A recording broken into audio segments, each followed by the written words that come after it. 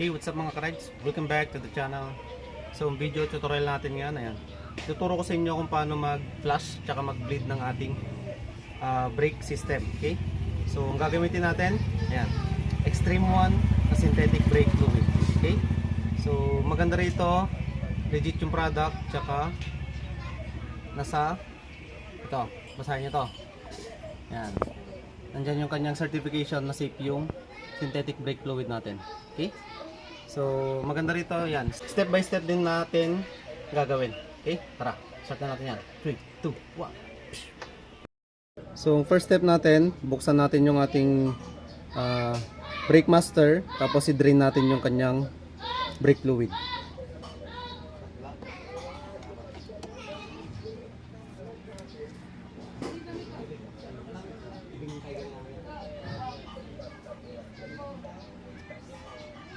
So iwasan nyo may matapon sa inyo mga pairings. So maganda kasi rito, bago natin pinapalitan yung mga parts na ganito or yung mga consumables na ganito, tinetest din natin kung talagang palitin na siya. Okay? So meron tayong tester dito. On natin. So isa tong brake fluid tester, tapos set natin siya sa .4. Ayan. So nakaset sa .4. Then kapag lumagpas siya ng greater than 3%, ibig sabihin palitin na talaga yung brake fluid. Okay, sausaw natin. So nasa almost yan, greater than 3% siya. Tapos kung naririnig nyo, yan, kailangan ng palitan talaga.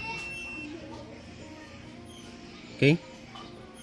Tapos ito nga pala yung ilalagay natin.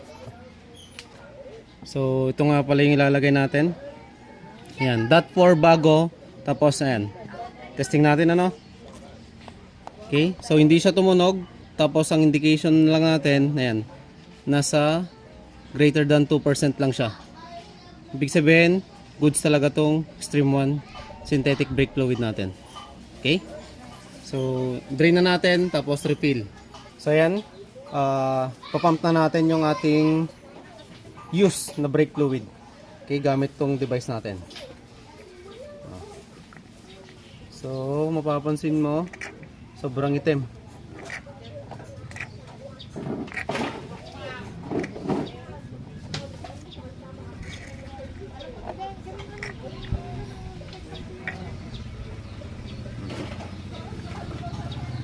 So, maganda rito, pinump natin pero walang tumapon.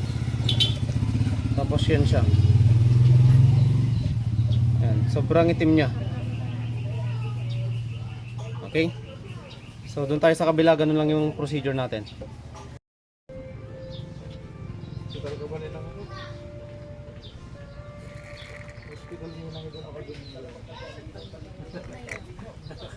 Nagawid ko ng motor.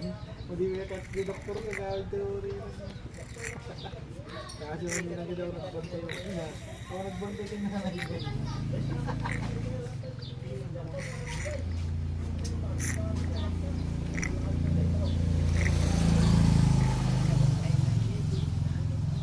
So tignan nyo to. Ganito so kalinis yung mapapump natin. Okay, talagang almost wala nang matitira. Okay? So next step natin, refill natin yan. Tapos mag-bleed tayo sa ating brake caliper. So punasan natin para mas malinis pa.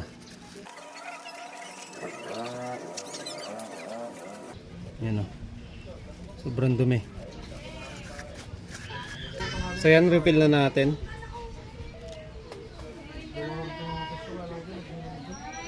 Ayan. So ang kulay dapat talaga niyan ay clear. Okay. So dito, ayan, magbe-bleed na tayo. Okay.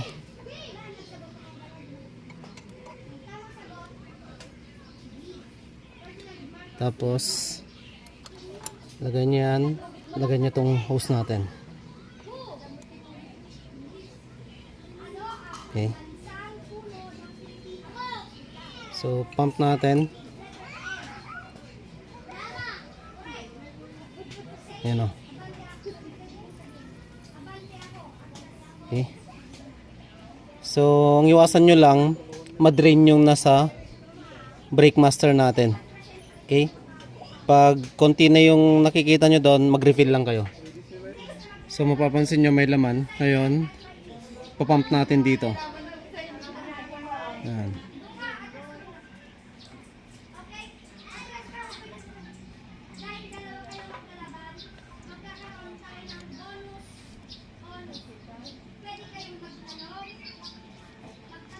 So nababawasan na.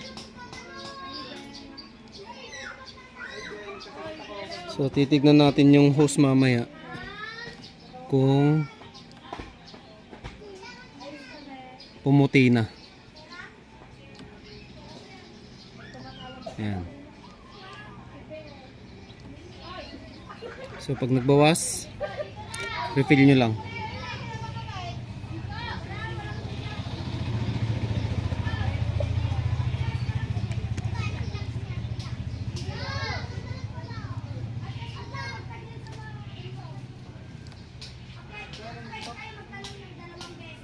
Okay.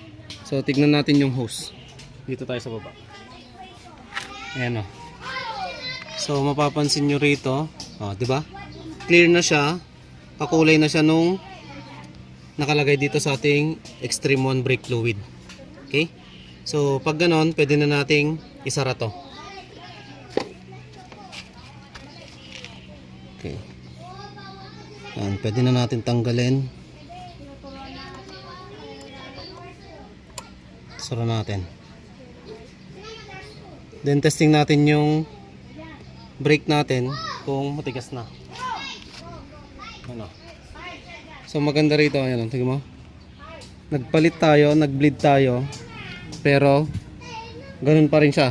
As stock pa rin siya na gumagana kaagad yung preno, hindi na kailangan i-bleed ng sobra. Di ba?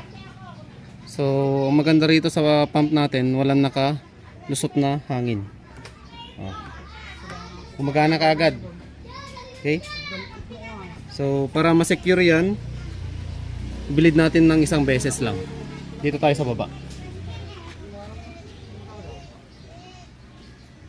Okay. So lagay nyo lang yan.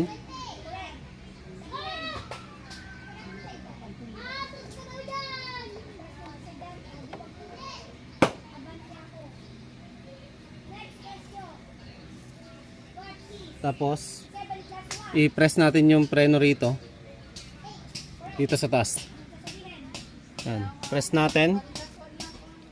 Pag na-press, luwagan natin dito sa baba. Okay, dito naman tayo sa baba.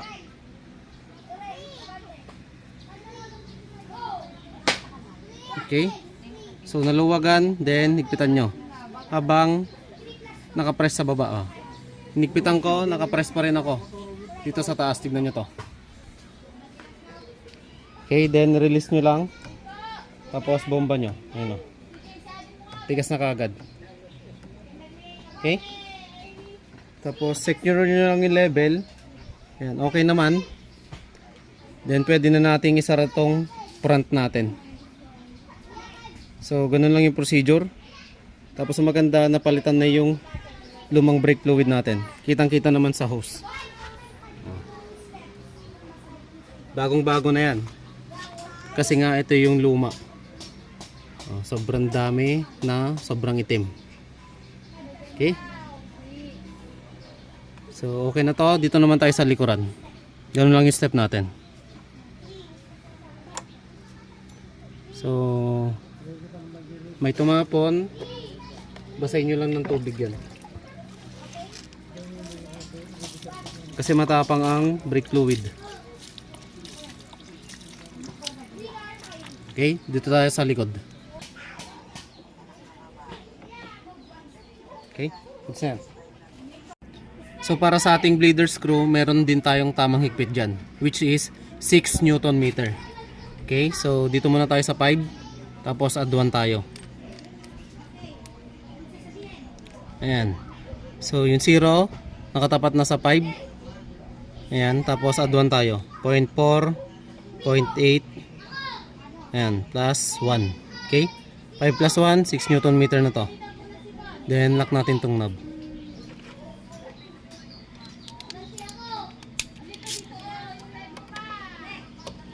Okay, two clicks tayo. 1, 2. Okay? So, tamang higpit na yan. Hindi tayo mangangamba na malustred or maputol to. Okay? Lagay natin to. Goods na yan. Dito na tayo sa rear disc brake natin. Ayan, same procedure lang. Tanggalin natin. Check natin to.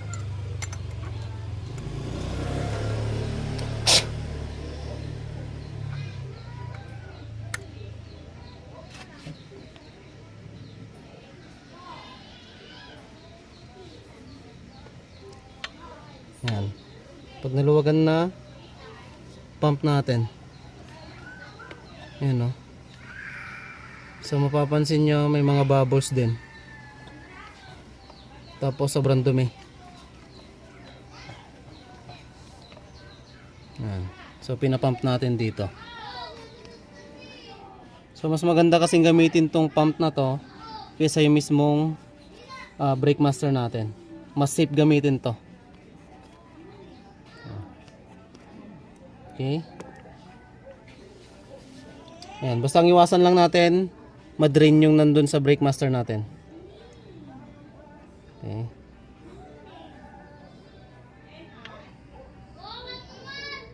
Tanggal lahat ng bubbles dyan. So dito lang muna. Magre-refill lang ako dun sa taas. Ayan o. So mapapansin nyo, pumuputi na, di ba? So last na refill na lang tayo. Oops, huwag ka mahulog. Last na refill tapos okay na yan. Ayan, isang pump pa.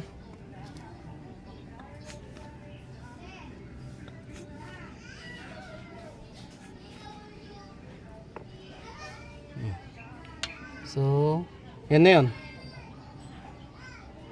Clear na siya. Pwede na nating i-bleed to. Yan, clear na. Okay, sara ko lang. Tapos check natin yung pump.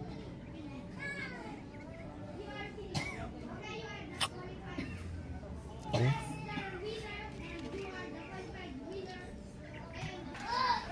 So, matigas ka agad. Ang maganda, hindi lumusot yung hangin. Ngayon, matigas na to, tamang bleed lang tayo. Ang gagawin natin, i-bleed natin ano? I-press ko lang to, then yung nandun sa likod, paluwagan natin. Tignan mo, yan, lumuwag. So pag lumusot na, higpitan natin dun sa brake master natin. Okay, mahigpit na. Ngayon, pump natin. So ganun lang ang process ng pag-bleed. Okay? Tapos yung level. Ayan, okay na, malinaw. So pwede na nating isara yan. Okay. So, ayan, goods na. Check natin sa likod. Check natin sa harapan. So gumagana na yung preno natin.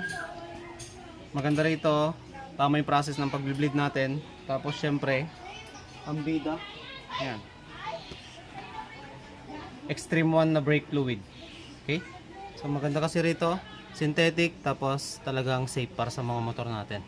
Last step, check na lang natin yung higpit nito. Okay? So tanggalin na natin. Syempre, 6 Newton meter din yan. So nakaset sa torque wrench. Okay, 2 clicks. 1, 2. So maganda rito. Yan, wala nang lost thread, wala nang putol yan. Okay, so hindi natin ma-over tight kasi sa mga napansin natin, ang daming nasisira ng ganito. So sobrang higpit. Okay? So yun lang mga ka-rides. Yan. So yan mga ka-rides, yun yung ating buong procedure ng pagpa-flash tsaka pag-bleed ng brake master or brake system ng ating NMAX. Okay? So syempre ang bida dyan, ito lang. Extreme 1 na synthetic brake fluid. Sa Extreme 1, number 1 yan. Okay? So, ganito lang tayo. Kita-kits sa susunod vlog. I'm out.